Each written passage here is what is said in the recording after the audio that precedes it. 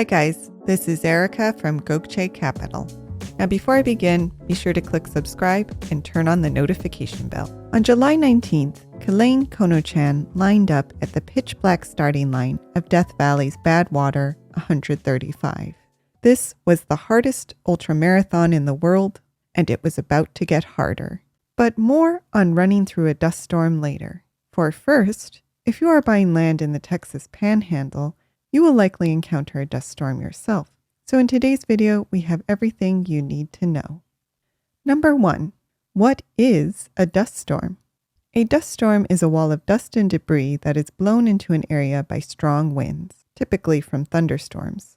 In Texas, they are most prevalent in the high plains in the late winter or early spring. Number 2. What's the difference between a dust storm and a sandstorm? Well, they are very similar in appearance and effect, but the particles of a dust storm are smaller in size, which means that they can be launched higher and farther. Number 3. What causes a dust storm? Dust storms are prompted by strong winds, usually originating from thunderstorms.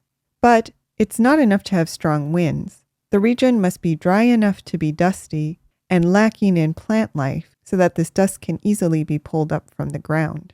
Number 4. How long can dust storms last? It really depends on the location. In the Middle East, dust storms can last for up to 5 days. But fortunately, in Texas, storms usually only last a few minutes to an hour. Number 5. How many dust storms occur in Texas each year? The number of dust storms vary from year to year, but there are about 5 to 25 annually. Number 6. Why are dust storms an issue? The initial wall of dust and debris can arrive suddenly, which catches many people by surprise, meaning that it is often hard to get inside before the dust storm hits. In a similar vein, if a dust storm catches you while you're driving, it will make it very difficult to see where you're going, often causing many car accidents. This can also be an issue for planes, in that some large dust storms are high enough to cause visibility issues for planes or prompt mechanical problems. And finally, breathing in the dusty air can cause health problems, especially as air quality can be impacted for days or even months following the storm. Number 7. How do you prepare? The first step is to create a dust storm survival kit. The most important things to have on hand during a dust storm are fresh water, food, clean air, and warmth. In addition, you'll want face protection, including a face mask and airtight goggles. Once you have created a survival kit, make sure that you place it in an easily accessible location. You shouldn't need to move your kit to have access to it when you are taking shelter. Step 3. Check your home to ensure it is well sealed.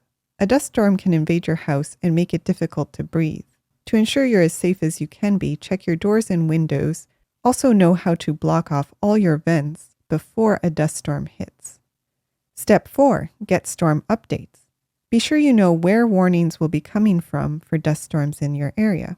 Keep in mind that there may not always be storm updates, as storms can hit without any warning, which is why it's important to be prepared for storms at a moment's notice.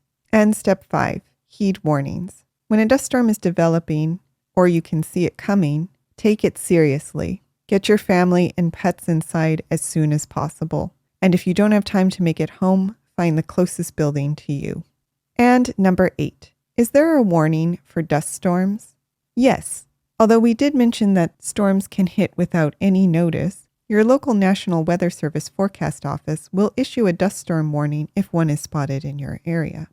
But let's return to Kelaine Kono-chan's Badwater Marathon. When Kelaine lined up at the start line, she was feeling plucky and primed. She had trained rigorously in the past year and was in the best shape of her life. Yet though Kelaine came prepared, the odds were against her. The temperature hovered around 113 degrees, even though the sun was long gone at the 8 p.m. start time. By noon the next day, it would reach about 130 degrees, hot enough for the road asphalt to melt the runner's shoes. Conditions of the Badwater are so intense that very few athletes can complete the course. Of Sean Bearden, a professor of physiology, said, the risk of very, very serious medical issues is high. Hypothermia, of course, is a problem, but so is hyponatremia and muscle breakdown. At a molecular level, Bearden said, your muscles look like a blender went through them. And on top of all these typical challenges, Kelaine faced one more. Just as the starting gun went off, a dust storm blew onto the track. Kelaine, in those first few miles, would experience what many West Texans have endured for generations. As the Texas Primer once wrote, any Texan can tell you a sandstorm story, and dust storms frequently dirty the famous works of Texan literature.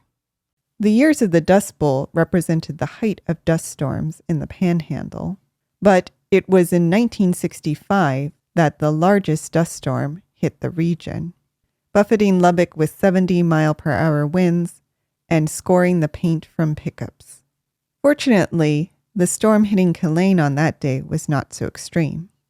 But still, the choking dust and headwinds hit the runner hard, turning the easy, slow opening miles into a slog.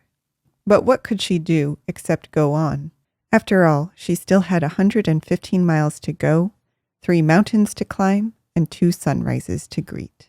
Humor, as they say, is the only weapon in such situations, which Kelaine must have in reserve, for she finished the Badwater at a time of 37 hours, 37 minutes, of which she spent only 64 minutes napping. Now, do you have any stories about extreme dust storms? Let us know in the comments. Did you like this video? You're going to love our Gokce Land Due Diligence program.